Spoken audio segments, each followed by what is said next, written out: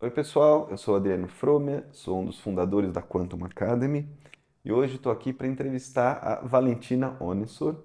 Valentina Onisor veio da Romênia, nascida na Romênia, mas é uma cidadã do mundo, mora em vários lugares ao mesmo tempo. E ela é uma médica formada em medicina, mas que desde muito tempo ela inclui na prática médica dela o que a gente convencionou chamar de medicinas complementares, como a Ayurveda, medicina tradicional chinesa, com acupuntura, aromaterapia, práticas de meditação, práticas espirituais e tantas outras coisas que vocês vão conhecer um pouquinho agora, ok? Tudo bem, Valentina?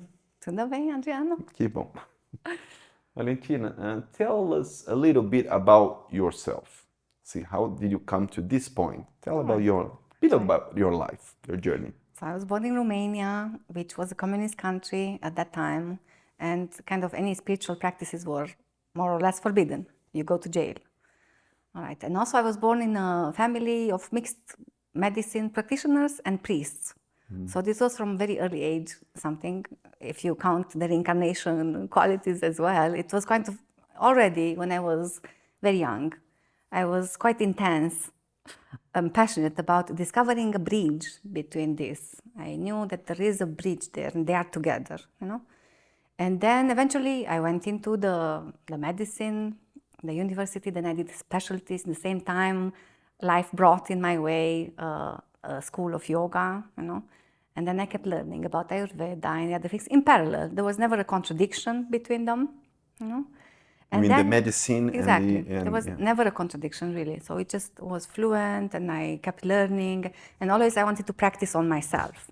And the same with the transformative process, you know. So I had my childhood, which was in some ways pleasant. I had all the material support, but in the same time, there was a lot of challenges, which made me become a very rebel, a strong rebel, stubborn, and really, I was not such an easy child, you know. I was not such an easy student, so really rebel. You couldn't catch me, kind of.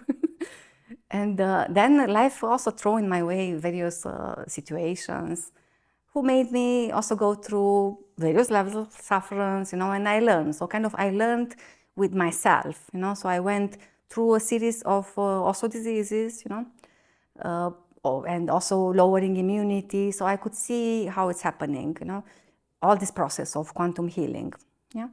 And again, eventually, 8 years ago, I met Professor Goswami, and I met him in India. Some people invited me to be part of a university that he was trying to create at that time, which didn't come true. And he said, let's go. And I went. So, because indeed, until that time, I was in so much search, and I was experiencing and still searching. But when I met him and I started to talk to him, and the language of quantum science, I could feel that I know what to bring, you know. I have the practices and I can create more just to bring up in the experiential way all these amazing principles, which are so much common sense, you know, even they are very high and very deep, but they're also common sense experiences. So from that moment, things started to really fall in place. You know, so I started to teach and to write, and even I remember that when I came to Brazil for the first time, I had such a block of expressing, of talking. I was so emotional, oh my God, you know. But then eventually kind of the spiritual power, I think, it just kept growing. And then it had to be said, it was stronger than a certain blockage of expression, which I realized how I created it in the childhood and so on. That's an example. Yeah? And then things just became more and more harmonious, and the inspiration kept growing in every way. And also working through the relations that we met in various countries, in various peoples. You know, initially I had to say it was very difficult as a woman to kind of penetrate the scientific world where I was going. But then even more. So I wanted to kind of develop also the way and to show it to help women, because I see a lot of need of healing of the feminine in this world. This is one of the things. I think this is one of the things that will help us go through these times. Yeah? And then the journey continues, and it still continues. There are so many so many events and so many projects that were created. And again, the most wonderful thing that I have right now in my life is related to Brazil. Why related to Brazil? I don't know, my heart is just singing when I'm here. And the people in Brazil, they have such a fantastic way of being. There's such a vitality in Brazil. At the same time, the hearts are more open, together with the power of the spirit and of the mind and everything. So I just like so much this, I resonate very much with this way of being. So you mentioned the heart, Brazilian heart, and you deal with health. Okay, you're mainly here to help people be healthier, right? Happier and healthier, healthier and happier. So what's the relationship between developing love and health? What's the relationship between love and health? It's huge. Why? I don't know. It's for me, it goes totally hand in hand. If you're thinking of what is in the heart area and the immune system, and when you understand about the bodies of consciousness, and you're not just the physical body, there's the other bodies as well, and there can be so many blockages at the other levels, like at the vital level. There can be, for example, if you think of acupuncture, a person can be completely fine from the perspective of the allopathic system. Your blood tests are fine, but still the person feels like there's no energy in the body. So that's again a blockage at the vital body, or can be at the other levels as well. So I'm just so happy all the time to discover that we are so complex. We are a whole universe here. It's just amazing. I'm fascinated, I have to say, about how the human body is made. It's like I'm more and more grateful that I'm giving this experience of having a life in this human body right now. Many times again we are ignoring, we are misusing all the bodies, we are misusing the time we are given, but there's so much, still, it's a huge potential that is there to be developed. And why heart, why the love? I find in my own experiences also that the heart actually, not just the physical pump, there's a tremendous power there. It's like an atomic bomb, and that's what I'm also experiencing when I'm working with the people, It's a huge capacity to heal, it's a capacity to connect with yourself, because we are forgetting of ourselves. It's so much information processing nowadays, so much addiction to technology, we find ourselves stuck to the phones, or frustrated, just eating.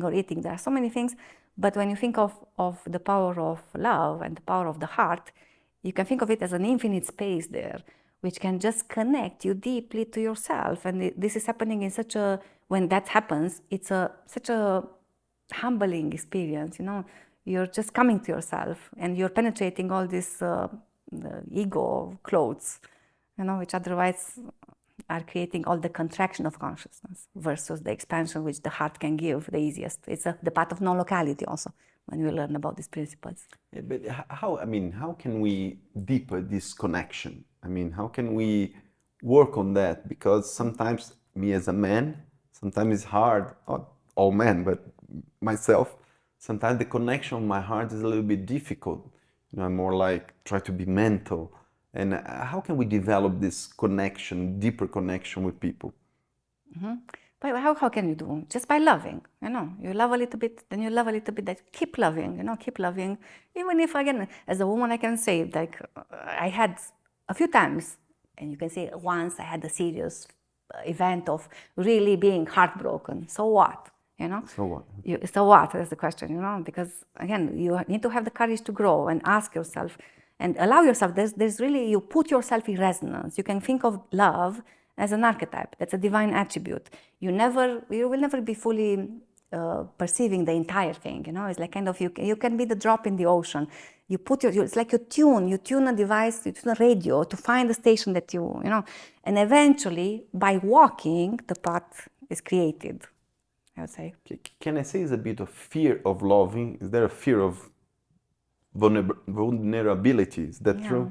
Yeah, you can say that too. Okay. Because when we start open our hearts, what's happening first? A lot of tears will come, So it's the same time a very fragile place, But in the same time, it has so much power, So it's paradoxical if you're thinking initially, and then the fear is there because we don't hear our heart, we don't listen to our hearts, and then the heart is speaking, the intuitions, the supramental level. The heart is speaking there, but it's speaking very, very soft. Now, if we have too much noise in the head, it's too much monkey mind there, we cannot hear that. And then the more we don't hear it, the more it will not speak, you know.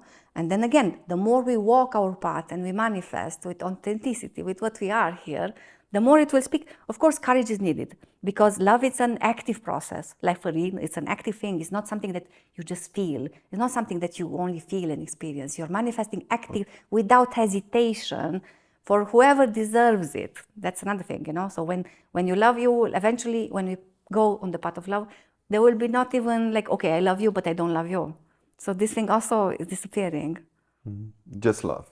It's going to be, just love, because this is our nature. It's also, if you think on the Christian tradition, I was born in the Christian tradition in Romania, but then I embraced also very easily, definitely because of reincarnational past lives in India, very easily the Hindu tradition, which is a very good tradition explaining so easily, so much more than other traditions, I have to say.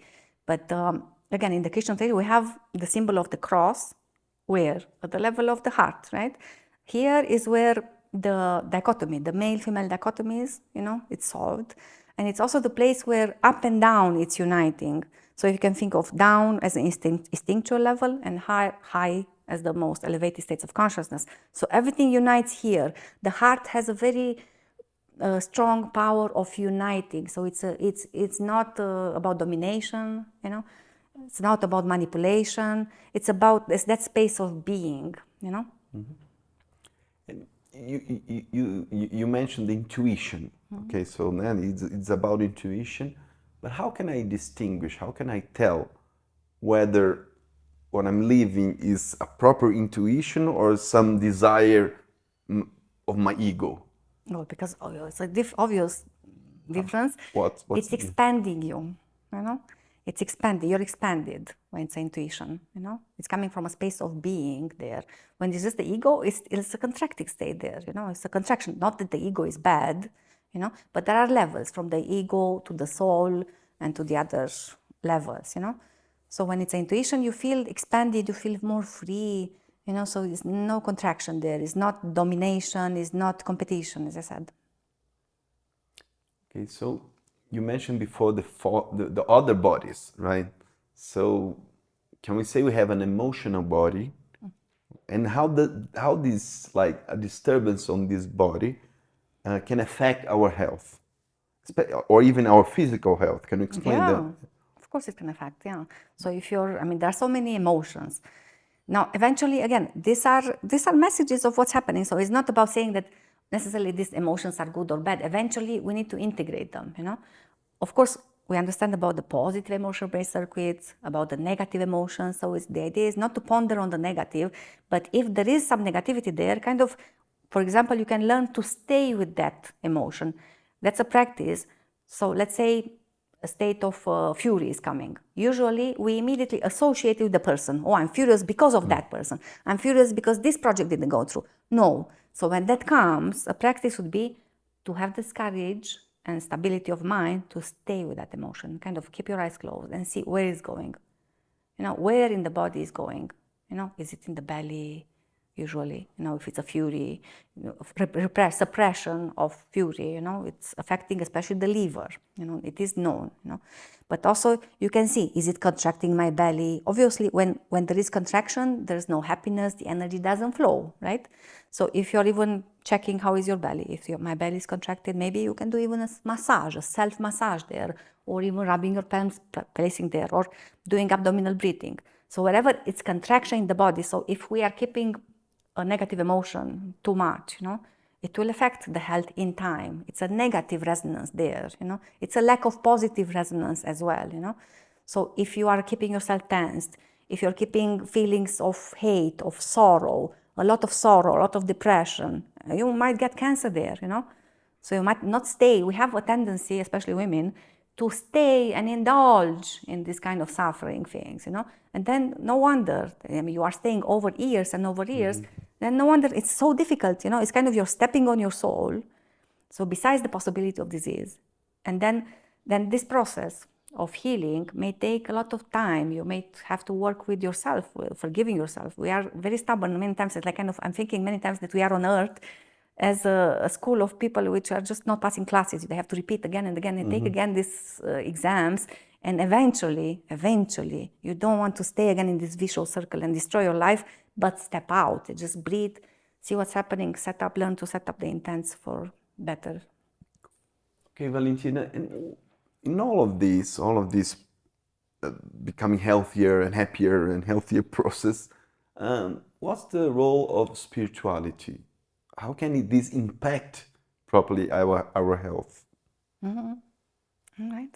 But again, we are talking, usually there's all the split, between people who are more, let's say, more rational and people who are more in the heart, let's say, or people who are into spirituality and people who are more into science. This is a dichotomy there. It's a split, Actually, it shouldn't be a split, but we have to really learn how to engage it properly, So without dogma. This is not so easy because usually people who are in the spiritual, I met people because in the spiritual background, and I met also the people in the scientific background.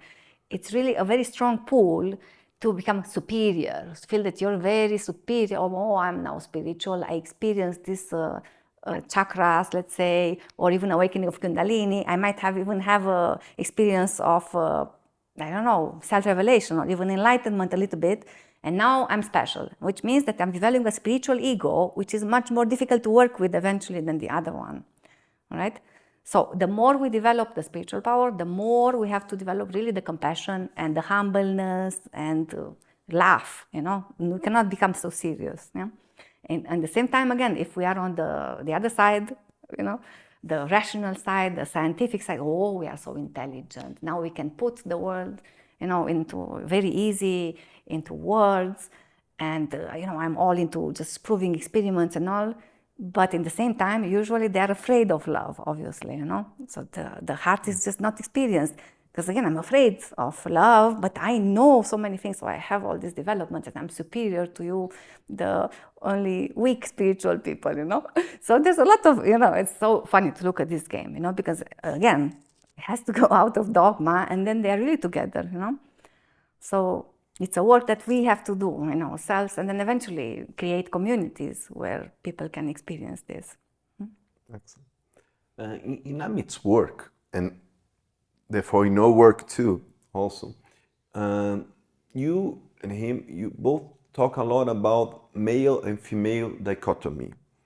But my question is it possible to integrate in myself both words, male and female, make this integration, and how would I do that?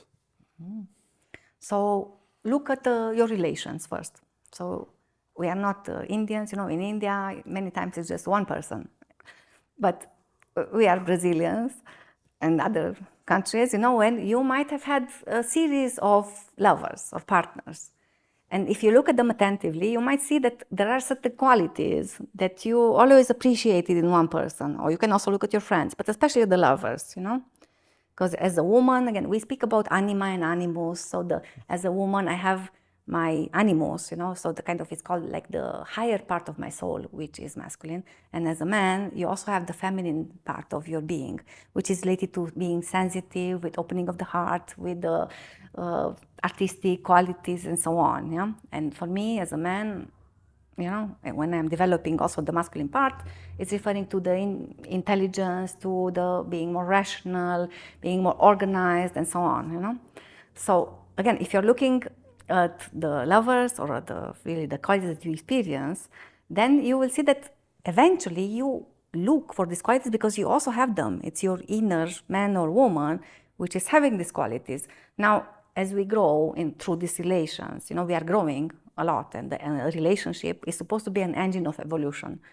Many times we are just stuck into relations and we suffer, we go down. No, a relationship is supporting evolution. But if it's in between people who are mature, who reach maturity, maturity is not obtained just like that. We have to bump our heads in the wall a lot, right? But then eventually, through a relationship, you can get to a lot of power there, a spiritual power there. But then still, there's a beauty, because when you love somebody and that person loves you back, and it's a mature couple, then even by looking at each other, you can bring up so much in the other person. It's called Tenger hierarchy. Yeah, you're bringing the person up. And then through this process, you are also bringing up your own qualities. You become aware of your feminine side as a woman, also about the masculine. And also as a man, you're having access to your heart and to your sensitivity and so on. So that's the beginning. So Amit says a lot about using sex to gain power, or using sex to gain spiritual maturity, or leaving the sex energy for spiritual purpose and love itself. So how can we do that? I mean, yeah. Well, we have to do that, because otherwise what are we? Just robots with experience, So there's so much magic and so much beauty and so much power, as I said, when there is a mature couple there, which are fitting very much. There's a complementarity. The more the complementarity, the better the attraction, So there's an attraction factor there, which is very important, Now, Amit, again, he's using this term, sex for power, yeah, indeed, or even sex for becoming more narcissist as a man, yeah, especially, but also women do that. Or you can use this sexual energy when you're aware of that, you are choosing very wisely your lovers, there, because it's very deep energy. And the relation, kind of the consequences are there for years. There's going to be a certain resonance for years with that person, It's not. I mean, I had my experiences also with just adventures, yes, okay. But later on, I could really perceive that it's very important, whom you engage with. It's not just a superficial act there. We are boxes of resonance there. So that's one thing. But then again, you can engage in, it's a difference between just having sex or making love. Huge difference, So having sex, you can robotic things, yeah? Yeah. Then making love is totally, you are creating love. You are becoming yourself an expression of love for the universe. You're helping the universe in that way, actually, And everything will increase. Your health will increase, your charisma will increase. See what you can do together as a couple, in that way. But again, you're not dominated just by instinct. You're making love out of love. In the same time, again, it's pay attention how you are using the pleasure. Pleasure is not something bad. It's an energy, but if it's love, all that, if you learn how to just not be so fast, it's not just getting to a release immediately. No, you put your partner's happiness on the first place, and then you can see, like, especially to the woman, there's so much difference how a woman is experiencing all this and towards the man, and how the man is experiencing, And then again, so you practice actually the doobie-doo, what can I say, So you're doing a very focused action with love, but then you allow yourself to expand upwards and embrace that person in a cosmic way. It can be a cosmic experience, yeah. Valentina, in your work as a teacher, there's one awakening to love ritual that is very beautiful. Can you tell people how it works and what the benefit from taking into this ritual? Mm-hmm. So actually rituals, they were used in the past to access these very deep states of non-locality. So a proper ritual as a proper mantra or things that were done in the past with a certain awakening of consciousness, they have power. There are various steps, and there are a series of invocations which are done to higher archetypes, like in this case, there's the archetype of love. And in the Hindu tradition, we call it Tripura Sundari, the beauty of the three worlds, So that's one type. There are many, many other expressions of love. So this is one that I chose, for example, in this ritual. But there can be other, again, archetypes related to love, But in all these kind of rituals, there are steps. It's kind of, you are creating a sacred space in yourself and also with the other participants. Of course, it's important who is participating. It has to be a certain maturity. You know why you are doing, so you know the purpose, the duration of a certain ritual. And it's just invocation and series of meditations, and then identifications with these archetypes of love. So this is just a few words. And of course, I'm using always specific musics, which are helping as a background there. So it's always amazing what's happening. People are experiencing a great purification of the heart and awakening of the power of the heart. Now, the important thing, again, after a ritual or after any kind of experience, which, again, together with the others, there are all kind of much easier the way you experience things. But then, because of our human nature and conditionings, we have the tendency to forget immediately, you know? It's like there's this joke that the woman has a tendency to forget what is important and remember what is not important, you know? So it's kind of, it's true. But we, again, if we don't train our attention, if we don't follow through, it's a creative process there, it's a growth process in stages, and then you have to really cultivate, put the seeds, then watch them grow, and then don't kill the seeds with the negative emotions. You kind of, you have to find a way to be in harmony with what you want, with what you do, you know? Yeah. Also in your work, you work a lot with women. Okay, so you have, I remember your workshop on the helping women to become like more integrated in a sense. So my question, in your experience, what do you find that is the main barrier, obstacles for women to embrace the wholeness they deserve, and how can they do that? How can they overcome those obstacles? So first of all, there's a lot of sabotage in the women's system, you know. We sabotage ourselves the most, you know. So we can say indeed society, how we grow up in various traditions, you know. So usually, again, a boy is very much helped to express himself, to say what he wants and so on. A woman, no, you have to nourish others. You don't have to say so much no, you know. So it's, you know, but the boy is growing as a man, trusting himself much more than the woman, you know, usually it's like that.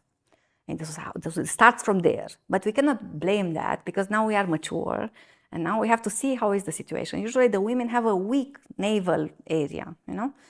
It's called Manipura chakra or the abdominal brain.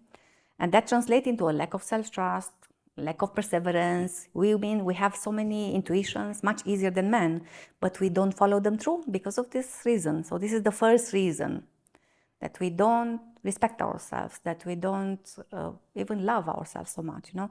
We are just kind of cultivated to love the other, you know, we are towards the other.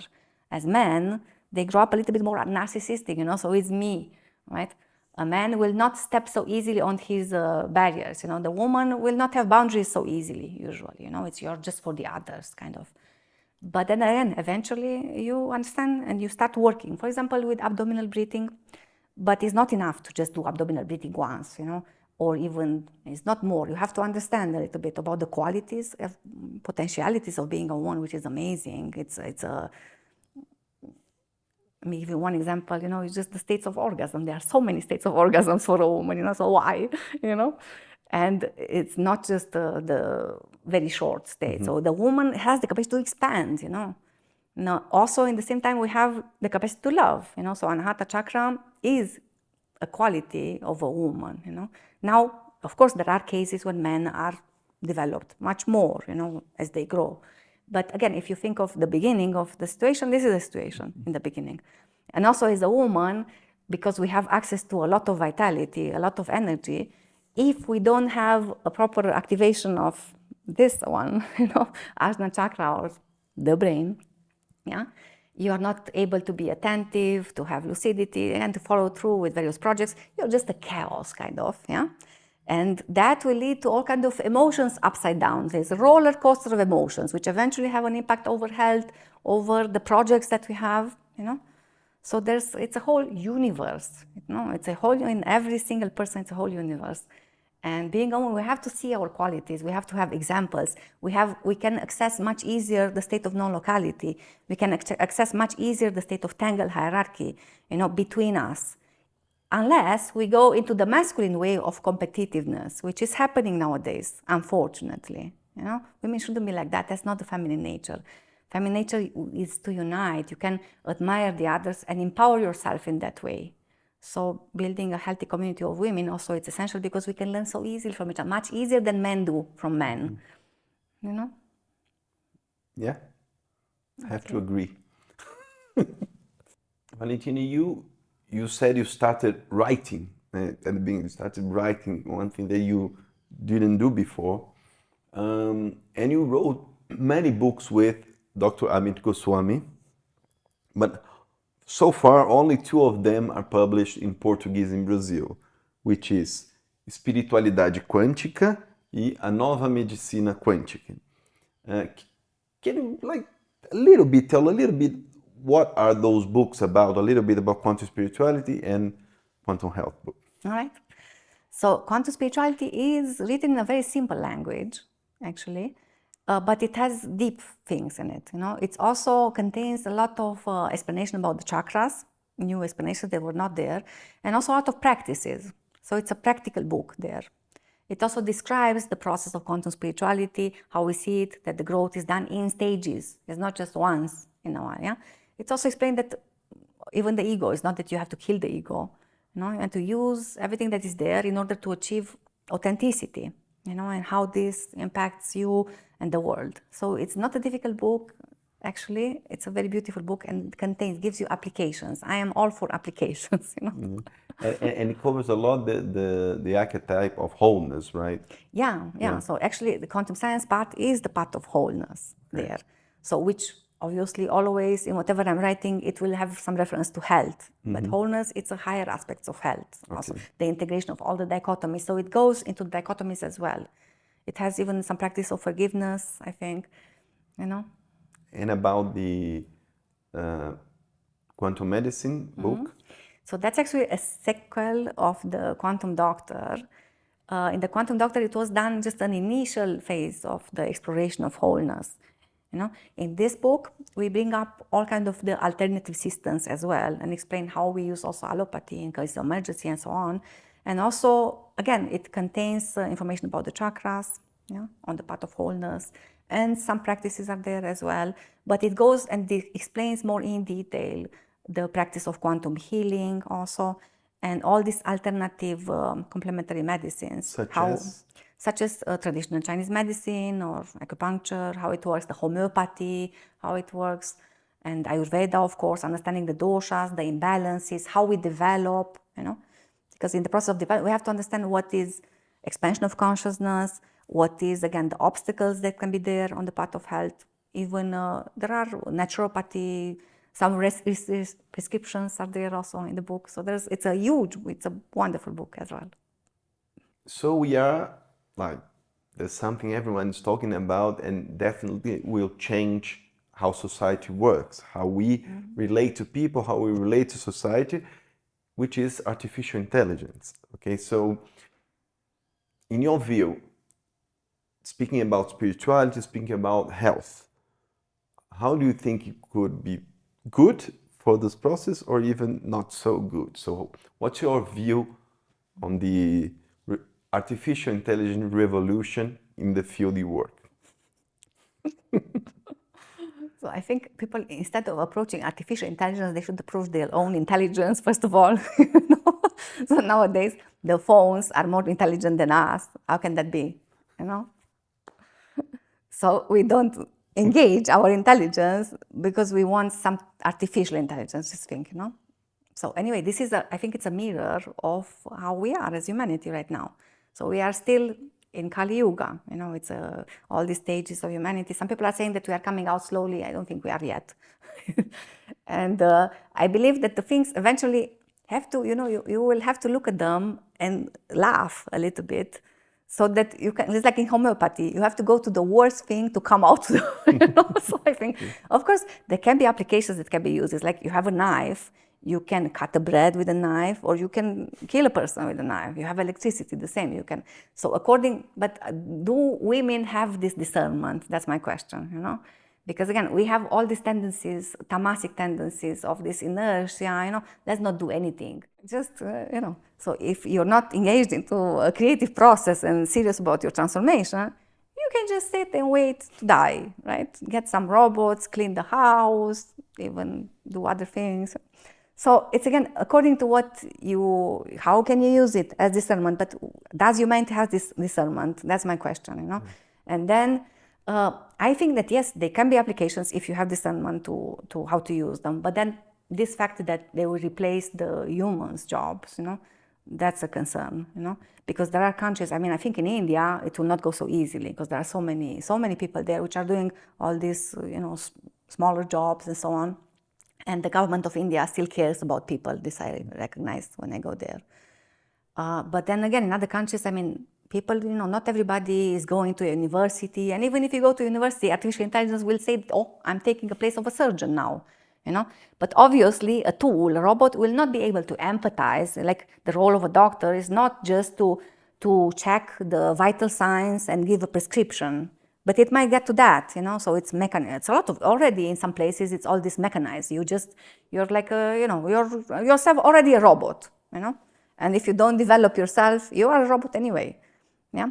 But the thing is that you need to, in health, it can go even to do surgeries, and do all kind of things. So again, it can help at some point, but still my feeling is that it would damage more than help. We have like a global tension nowadays, okay? Russia, Ukraine, Israel, and many other, United States with this commercial war and stuff. So how can we keep our balance? How can we keep our center when we see so many confusion and so much suffering in the world? Yeah, I think that for a while we should not look so much at news, because it's going to be like, unless you look at it and you laugh, because you will see eventually you have to laugh seeing the Trump, Putin, and the other things, and Zelensky. You cannot, it's a lot of theater there, all right? Mm-hmm. It's a lot of theater, and eventually a lot of lies are coming up. Eventually, a lot of common sense will come from the people, Now, it's very easy to manipulate people who are not awakened spiritually. That's the thing. So we can be really easily manipulated. That's clear. Already so many examples of this. So I would say that, again, pay attention to yourself. Be the best you can in the place you are, and just do the best work that you can. Pay attention to all the bodies and relax, nourish all your bodies, nourish all your relations. Especially I would pay attention to the relations, like kind of like really making steps on developing love into your couple relation, but also create a small community of people. Because communities, again, they were in the past and they are coming again. This is the way to survive, actually, eventually. Okay, Valentina, so for people to know a little bit about yourself, your preferences, so I will ask say one thing and you just answer quick questions, quick answers. So tell us a book. The Alchemist, Paulo Coelho. I have to say that's the book that stuck in my heart and is still there. Whenever I need to expand my consciousness, I'm just going there. Yeah. And then The Little Prince. The Little Prince. What can I say? Yeah, so when I'm writing serious books, they are there, but for my heart, these are the ones. A movie. Stargate. Stargate? Okay. The whole series. There are hundreds of series. A place in the world. Brazil.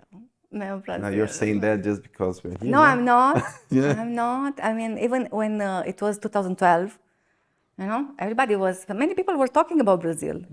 And then I realize now why, more and more, because it's the place where I see the people which are most integrated, I have to say. I know it's a whole lot of other things and other people, and it's also for me, it makes me just smile when I'm looking. It's like a movie many times. When I'm in Brazil, I'm just looking like a movie. But I love it, so it's my favorite place. A food? Pão de queijo. Pão de queijo? And a word or a sentence? Spiritual fraternity. Spiritual fraternity.